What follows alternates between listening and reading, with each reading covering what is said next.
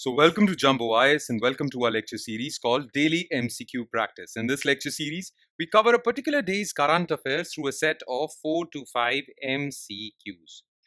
The idea behind this lecture series is very simple. We want you to cover your current affairs and we want you to revise them also. And what better way to revise your current affairs for your prelims examination than by getting the much needed MCQ practice on a daily basis? Because if you'll make this lecture series a part of your daily routine, then 4 to 5 MCQs covered on a daily basis would add up to around 1200 MCQs by the time you're ready for your prelims examination. So needless to say this, make this lecture series a daily habit of yours. All right, let's begin today's session starting with question number 1. Consider the following statements regarding infodemic. Misinformation is false information which is spread intentionally to deceive people. Disinformation is false information which is spread unintentionally by mistake.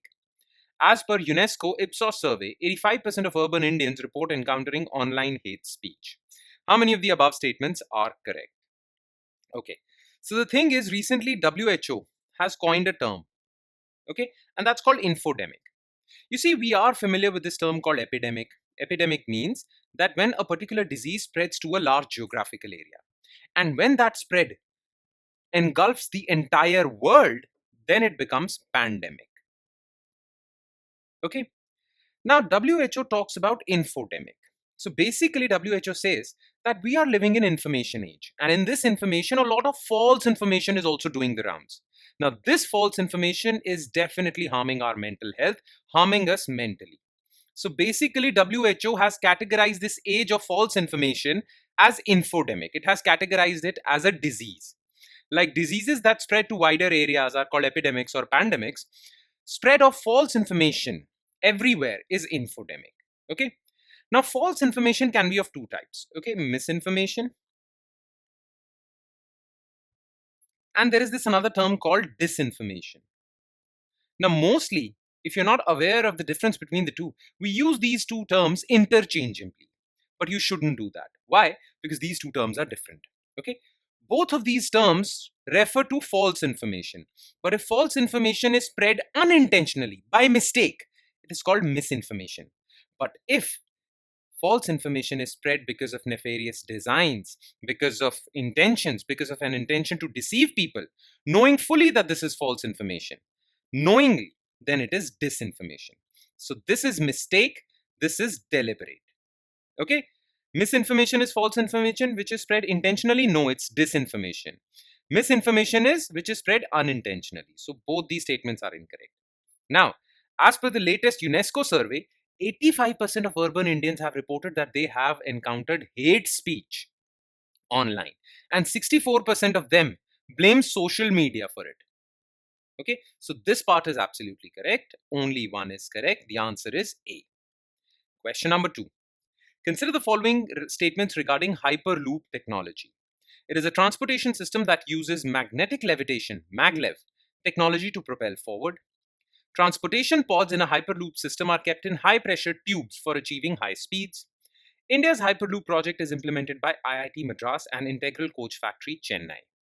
Now look, Hyperloop is a transportation system, okay? Basically like trains and subway, metro trains. But the thing is that Hyperloop technology doesn't use any fuel to run trains, okay? It uses magnets, very powerful magnets. The thing is, this technology was proposed by and popularized in 2012 by inventor billionaire Elon Musk. Okay, and he said that if we are looking for green transportation where we do not burn fossil fuels, we can use Hyperloop technology. What happens in Hyperloop technology is that you build a tube. Okay, and in this tube you run basically trains. Now, these trains are lifted upwards because of strong, powerful magnets on the train and on the tracks. Now, because of these strong magnets, the train is levitated above. Okay, and these magnets push against each other to make these trains move forward. Okay, no fuel is burnt, only magnetic field is used to lift the train up and propel it forward. Now, this technology is known as maglev, magnetic levitation, and these tubes are extremely low pressure tubes. Okay, the reason why they're low pressure tubes is that you have to keep very little amount of air in it. Why? Because when these trains would be moving forward, they would face resistance from the air. So to keep that resistance minimum, well, you use low pressure tubes. Okay, and these trains are known as pods in which people sit and travel. Okay, so it's a good technique, but it is still under development. Only a few countries have developed basically preliminary versions of this technology, but it is still under development. But it's a good development because this would propel green transportation. Okay, this would support green transport because no fossil fuel is being burnt in this process and no greenhouse gas emissions are being done. So it is a transportation system that uses maglev technology to propel forward. Yes. Transportation pods in hyperloop system are kept in high pressure tubes. No, low pressure tubes. Now, up till now, China, Japan, and South Korea have developed some versions of maglev trains. Okay, but India is also working on its own hyperloop project, which is known as the Hyperloop project, and the developments are taking place at IIT Madras and Integral Coach Factory. So IIT Madras has created a very long testing tube, okay, where they will test these pods. And Integral Coach Factory is building electronic components for this. So these two agencies or these two institutions are developing Hyperloop system, Hyperloop project in India. So this part is correct. 1 and 3, C. Question 3. Consider the following statements regarding Pravaha platform of RBI. A digital platform for external users to submit regulatory applications to RBI. Documents submitted through Prabha are automatically linked to Sarthi database, an initiative that fully digitizes RBI's internal workflow. RBI recently won Digital Transformation Award for Sarathi and Pravaha.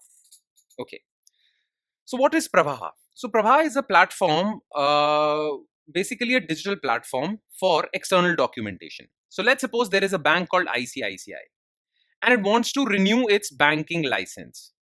So it has to file an application and a lot of paperwork has to be filed with RBI. Now, what if all this paperwork is taken online? So all the applications to RBI would be taken online in a very simple form. This would be achieved through Pravaha platform. This is basically being achieved through Pravaha platform. Okay, so first statement is correct. Now, there is another platform that RBI has launched, which is Sarathi initiative. Under this, all the internal documentation, internal working, internal workflow of RBI employees would be taken online on this software called Sarathi software. Okay, so the internal documentation and external documentation all have been taken online, simplified basically, paperwork is reduced, efficiency is increased. Sarthi is for internal workflow and Prabha is for external. Okay.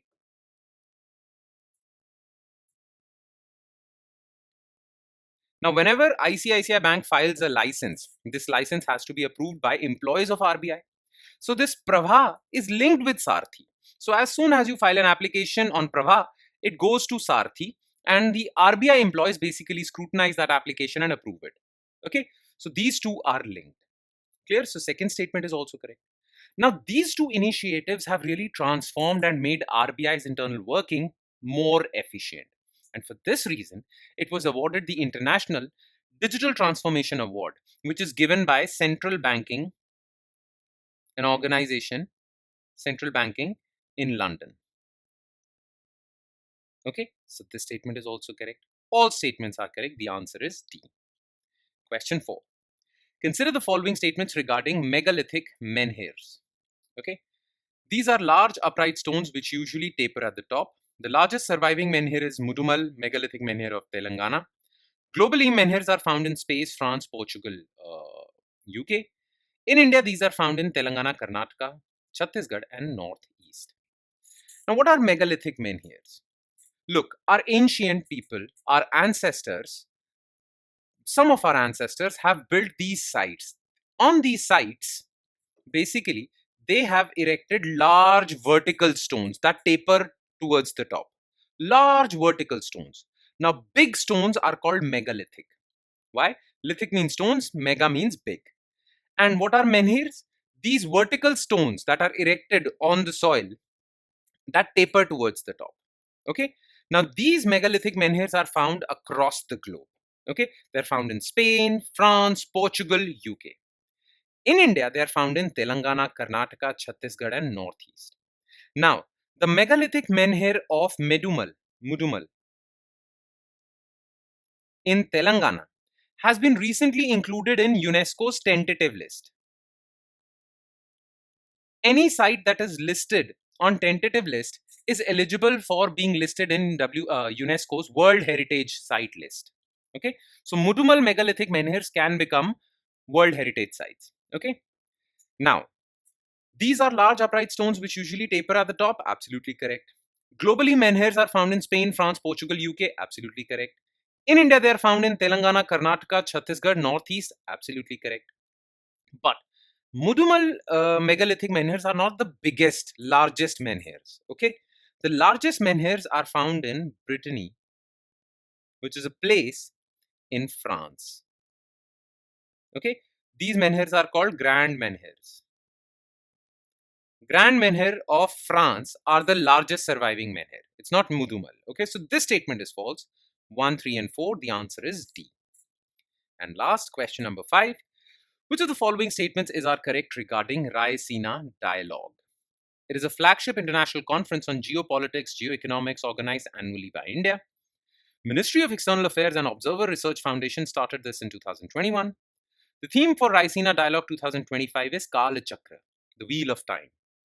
Okay, so back in 2016, India thought that we should organize an annual conference in which global leaders of the world would gather and deliberate and discuss issues related to security, geopolitics, diplomacy, and many other things. Okay, terrorism, global security, all these things. Clear? Now, this was started in 2016 and it was named Raisina Dialogue. The reason why it's called Raisina, because this conference is held on Raisina Hill in New Delhi. Okay, that's why it's called Raisina Dialogue. Clear? It was started in 2016 by Ministry of External Affairs and a think tank which basically thinks about security related issues, Observer Research Foundation. So it is a flagship international conference on geopolitics and geoeconomics. Absolutely correct. Ministry of External Affairs and Observer Research Foundation. Absolutely correct. Started this in 2021. No, 2016. Okay, so this is false. And because it was started in 2016, the 2025 Raisina dialogue, which is being held between March 17 to 19, is known as the 10th edition of Raisina dialogue. Okay, and every conference, every Raisina dialogue has a theme. This year's theme is Kala Chakra, Wheel of Time. What it signifies is that basically the world is changing, times are changing, okay, geopolitics is changing.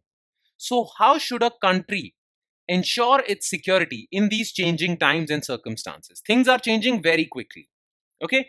Your surroundings, India's neighborhood, Asia is changing quickly. Relations between Europe and America are changing quickly. So, in these changing times, how should we ensure our security? This is what the global leaders would discuss about. Okay, so this is correct. The answer is 1 and 3, D. Okay, and with that, we conclude today's session. Thank you so much for watching, everyone, and I'm sure it has added value to your preparation. But it would add more value, I say this every time, if you revise this lecture as well. Now, by revision, I mean spending another 5 to 10 minutes going through the written detailed solutions to each and every MCQ discussed above. Now, these solutions are available in our notes, and these notes are available on our Telegram channel. Where can you find our Telegram channel? Well, just below this video in the comment section, you'll find a link. Just click on that link. It'll take you to our Telegram channel, and from there you can download the notes for this lecture and do the necessary revision. On that note, I'll be signing off with the promise of seeing you again with another set of MCQs. Thank you, everyone.